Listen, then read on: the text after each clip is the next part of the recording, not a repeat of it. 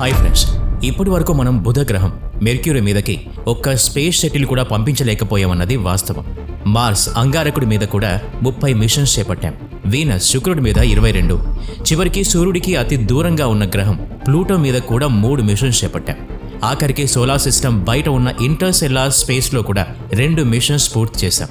కానీ భూమికి అతి దగ్గరగా ఉన్న మెర్క్యూరీ బుధ గ్రహం మీదకి ఇప్పటి వరకు కేవలం నామమాత్రపు మిషన్స్ మాత్రమే. ఇంకా చెప్పాలంటే చాలా తక్కువగా. ఎందుకలా? ఆశ్చర్యంగా అనిపిస్తోంది కదా. దీనికి కారణం ఏంటో తెలుసుకునే ప్రయత్నం చేద్దాం. ఈ కథ 3 నవంబర్ 1973తో మొదలుపెట్టాలి. తెల్లవారుజాము 5 గంటల 40 నిమిషాలు. Launch pad 36B, Florida, Marina 10. NASA యొక్క మొదటి ప్రోబ్ మెర్క్యూరీ మీదకు వెళ్లడానికి సిద్ధమైంది. కౌంట్ డౌన్ కూడా స్టార్ట్ అయిపోయింది. అక్కడ కూర్చున్న ప్రతి శాస్త్రవేత్త ఒకటే ఆలోచిస్తూ ఉన్నాడు. ఈ మిషన్ సఫలమవుతుందా? మెర్క్యూరీ దగ్గరకు వెళ్ళగలుగుతుందా? ఎందుకంటే ఎక్కువ ఇంధనం లేకుండా గ్రావిటేషన్తో మెర్క్యూరీ మీదకు వెళ్తున్న మొదటి ప్రోబ్ అది. చాలా ప్రతిష్టాత్మకంగా తీసుకున్నారు. అయితే ఆ ఆలోచన అంతా కాసేపటి వరకే. తర్వాత వాళ్ళంతా అనవసరంగా ఆలోచిస్తున్నామని అనుకున్నారు. ఖచ్చితంగా ఆ ప్రోబ్ మెర్క్యూరీని చేరుకుంటుందని అందరూ సంతోషించారు. కానీ ఈలోపే వారి ఆశల మీద నీళ్లు చల్లినట్టయింది. మెర్క్యూరీని చేరుకునే క్రమంలో ఇంధనం అయిపోవటం వల్ల కన్నా 5 రెట్లు వేగంతో ప్రయాణం చేసి అకస్మాత్తుగా క్రాష్ అయిపోయింది. ఈ ప్రోబ్ని పంపించిన ముఖ్య ఉద్దేశం మెర్క్యూరీని ఫోటోలు తీయటం. అందులో కొంత సఫలమైంది. కానీ ఇదొక విఫలమైన మిషన్గా ఎందుకు పేర్కొంటున్నారు? నిజానికి వేరే గ్రహాల మీదకి ఎటువంటి ప్రోబ్నైనా పంపించినప్పుడు అవి తీసిన ఫొటోస్ ఎన్నుంటాయో తెలుసా? దాదాపు 25,000. కానీ ఈ ప్రోబ్ మాత్రం మెర్క్యూరీని కేవలం 2700 ఫొటోస్ మాత్రమే తీయగలిగింది. అయితే వీటిలో కేవలం మెర్క్యూరీ మాత్రమే కాకుండా వీనస్వి కూడా ఉన్నాయి. మెర్క్యూరీని చేరుకునే ముందు ఏ ప్రోబ్కి ఎదురవని సమస్యలు దీనికి ఎదురయ్యాయి. ఇంధనం అయిపోయేంత వరకు ఈ సమస్యల్ని పక్కన పెట్టేశారు. దాంతో ఇది ల్యాండ్ అవ్వటం, విఫలమవటం జరిగిపోయాయి. మెర్క్యూరీ మీద ఇలా ప్రోబ్స్ విఫలం కావడానికి గల కారణం ఏంటి? అక్కడ ఏముంటుంది? అందుకు కారణం మెర్క్యూరీ మీద ఉండే గ్రావిటీ, సూర్యుడి వేడి, ఇంకా సెల్ఫ్ రిఫ్లెక్షన్, స్వీయ పరావర్తనం. మెర్క్యూరీ మీదకు వెళ్లే ఏ ప్రోబ్కైనా 2 శక్తులు అంటే ఫోర్సెస్ యొక్క ప్రభావం ఉంటుంది. ఒకటి సూర్యుని యొక్క గ్రావిటీ అయితే మరొకటి మెర్క్యూరీ యొక్క సొంత గ్రావిటీ. ఈ రెండిట్లో సూర్యుని యొక్క గ్రావిటీ ఎక్కువగా ఉంటుంది. అందువల్లే ఏ ప్రోబ్ అయినా సూర్యుని వైపు ఆకర్షితమవుతుంది. మెర్క్యూరీ వైపు ఏది వెళ్ళినా దాన్ని వెంటనే సూర్యుడు లాగేసుకుంటాడు. ఇదొక ప్రధాన సమస్య. దీనికి సమాధానం మన శాస్త్రవేత్తలు ఎన్నో క్లిష్టమైన లెక్కలు వేసి కనుగొన్నారు. అదే స్పీడ్, వేగం. అంటే పయనించే వేగం. సూర్యుని గ్రావిటీలో పడిపోకుండా మళ్లీ వెనక్కి తిరిగి మెర్క్యూరీ దగ్గరికి చేరుకునేలా వేగాన్ని నియంత్రించగలగాలి. దాంతోపాటు మెర్క్యూరీని తగినన్ని ఫొటోస్ తీయగలగాలి. వేగంగా వచ్చే ఒక రేస్ కార్ గమనాన్ని గమనించండి. వంపులు తిరిగిన రహదారిలో కాస్త వేగాన్ని తగ్గించుకుని మళ్లీ వెనక్కి తిరిగి వస్తుంది. అదేవిధంగా ఈ ప్రోబ్ కూడా సూర్యుని దగ్గరికి వెళ్లేటప్పుడు దాని వేగాన్ని నియంత్రించుకుని తిరిగి వెనక్కి వచ్చి మళ్లీ మెర్క్యూరీ దగ్గరికి రావాలి. లేదంటే సెంట్రిఫ్యూగల్ ఫోర్స్ దాన్ని బయటకు నెట్టేస్తుంది. అయితే ఇక్కడ కూడా ఒక సమస్య లేకపోలేదు. మరీ వేగాన్ని తగ్గిస్తే అది మెర్క్యూరీ మీదనో లేదా సూర్యుని మీదో పట్టడం ఖాయం. అలాగని వేగాన్ని పెంచితే తిరిగి మెర్క్యూరీ దగ్గరికి అయితే వస్తుంది, సూర్యుని దగ్గరికి వెళ్లకుండా. కానీ సరైన ఫోటోలు మాత్రం పంపలేదు. మెరైనా 10 ఇలాంటి సమస్యనే ఎదుర్కొంది.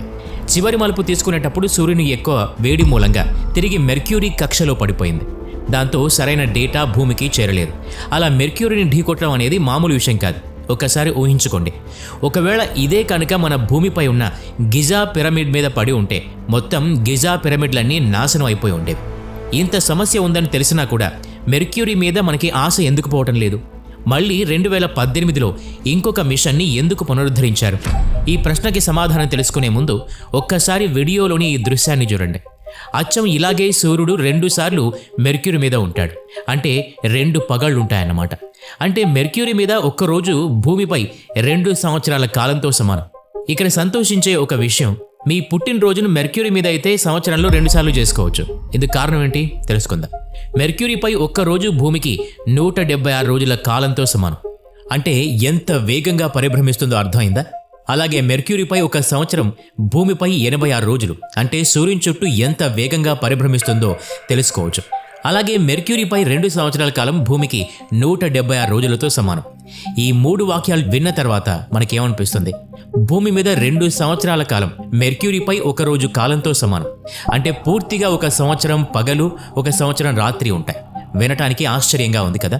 కానీ ఇది ఎలా సాధ్యం? మీకు ఐన్స్టైన్ యొక్క జనరల్ థియరీ ఆఫ్ రిలేటివిటీ తెలుసు కదా, ఇది అర్థమైతే మెర్క్యూరీ గురించి కూడా అర్థం అవుతుంది. కాబట్టి దీన్ని తెలుసుకునే ప్రయత్నం చేద్దాం. ఒక చిన్న ఉదాహరణ చెప్పుకుందాం. మన చంద్రుడు టైడల్లీ లాక్డ్, సడలించలేని విధంగా లాక్ చేయబడి ఉన్నాడని తెలుసు. ఇందుకు కారణం చంద్రుని యొక్క ప్రతి కదలిక భూమికి తెలిసేటట్టుగానే ఉంటుంది. మెర్క్యూరీ విషయం కూడా అంతే. సూర్యుని యొక్క గ్రావిటేషన్ తన మీద ఎంత ఎక్కువ ప్రభావవంతంగా ఉంటుంది అంటే కనీసం కూడా దాన్ని పరిభ్రమింప చేయకుండా ఆపుతుంది. అందుకే మెర్క్యూరీ రొటేషన్ స్పీడ్ చాలా తక్కువ. మరి రివల్యూషన్ ఎందుకంత వేగంగా ఉంటుంది? అది మన సోలార్ సిస్టమ్ ఏర్పడినప్పుడే జరిగిన విషయం. ఇప్పటికీ 4.5 బిలియన్ సంవత్సరాలకి పూర్వం సూర్యునిపై ఉన్న దుమ్ము ధూళి ప్రోటో ప్లానెటరీ డిస్క్గా మారినప్పుడు అప్పుడే ప్లానెట్స్ యొక్క ట్రాజెక్టరీ మోషన్ మూమెంటం నిర్ణయించబడింది. ఒక బ్యాలే డాన్సర్ తన కాళ్ళు చేతులు కదుపుతూ తన వేగాన్ని నియంత్రించుకుంటుంది. అంటే చేతులు ఊపుతూ కారు వేగాన్ని తగ్గించుకోవడం లేదా వంచడం చేస్తుంది.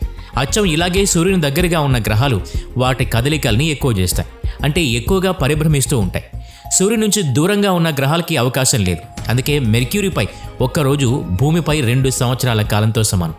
ఐన్స్టైన్ జనరల్ రిలేటివిటీ థియరీ మెర్క్యూరీపై 50% వరకు సరిగ్గా సరిపోతుంది. ఇక మిగిలిన 50% గుర్తించేందుకు శాస్త్రవేత్తలు ఇప్పటికే బెపీ కొలంబో అనే మిషన్ని పంపించారు. ఈ మిషన్ మెర్క్యూరీపై ఉండే వాతావరణం, అందులో ఉండే రసాయనాలు, మెర్క్యూరీ సృష్టి, ఇంకా జియోఫిజిక్స్ తెలుసుకునేందుకు ఉపయోగపడుతుంది. అందుకోసం దీంట్లో అనేక పరికరాల్ని అమర్చారు. ఇందులో ఒకటి ఇటాలియన్ స్ప్రింగ్ ఎక్సిలరోమీటర్. ఇది ఎక్కువ గ్రావిటీలో కూడా స్పేస్ టైమ్ కర్వేచర్ని గుర్తిస్తుంది. జీటీఆర్ను పక్కాగా ఉంచవచ్చు. అలాగే మెర్క్యూరీ మీద అయస్కాంత క్షేత్రం అంత బలహీనంగా ఎందుకుందో అది కూడా గుర్తించవచ్చు. ఎందుకంటే మెర్క్యూరీ యొక్క కోర్ 80% మాత్రమే ఉంటుంది. అదే భూమి మీద అయితే 20% ఉంటుంది. కానీ మెర్క్యూరీతో పోలిస్తే భూమి యొక్క అయస్కాంత క్షేత్రం చాలా బలంగా ఉంటుంది. మెర్క్యూరీ అయస్కాంత క్షేత్రంలో నార్త్ పోల్ బలంగా ఉంది. ఇక తిరిగి మళ్ళీ మెరైనర్ 10 దగ్గరికి వచ్చేద్దాం. అది విఫలమైన కొన్ని ఫొటోస్ని పంపించింది అని మనం తెలుసుకున్నాం. వాటిలో చాలా మహత్వపూర్ణమైన ఫొటోస్ ఉన్నాయి. వీనస్ యొక్క హై డెఫినేషన్ ఫొటోస్ని పంపించింది. ఇదివరకు ఏ ప్రోబ్ ఇలాంటి ఫొటోస్ని పంపించలేదు. దీనివల్ల మరొక సమాచారం కూడా తెలిసింది. గ్రావిటేషనల్ అసిస్ట్ ద్వారా కూడా అంతరిక్షంలో ప్రయాణించవచ్చు. మెరైనర్ 10తో కూడా శాస్త్రవేత్తలు ఇలాగా చేశారు. అది వీనస్ చుట్టూ తిరిగేటప్పుడు మెల్లగా దాని రెవల్యూషన్ రేడియస్ని తగ్గించారు. దీనివల్ల మెరైనర్ స్పీడ్ పెరిగిపోయింది. మార్చి 29, 1974న అది వీనస్ నుంచి మెర్క్యూరీకి చేరుకునే క్రమంలో మెర్క్యూరీ యొక్క మొదటి ఫోటోను పంపించింది. దీన్నే గ్రావిటేషనల్ అసిస్ట్ అంటారు. దీని ద్వారానే ఈరోజు మనం 2 ప్రోబ్స్ని ఇంటర్స్టెల్లార్ స్పేస్లోకి పంపించాం. హొరైజాన్ 1 కూడా కొన్ని ఫొటోస్ తీసి పంపించింది. అది వేరే విషయం. కానీ ఇప్పటికీ ఆ ప్రశ్న అలాగే ఉంది. మెర్క్యూరీ ఇలా ఉండడానికి గల కారణం ఏంటి? అయితే మెర్క్యూరీ మాత్రమే ఇలా ఉంది అనుకుంటే పొరపాటే.